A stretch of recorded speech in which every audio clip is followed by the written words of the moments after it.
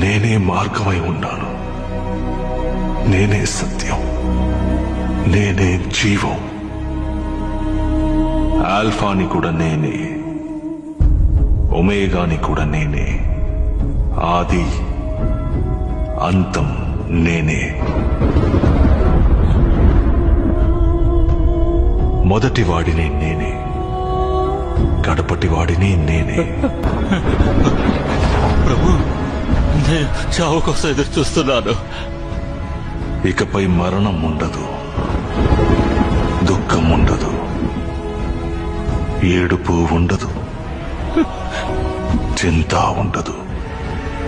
నేనన్నిటినీ నూతనీకరిస్తున్నాను. అవును, నేను త్వరలోనే వస్తాను.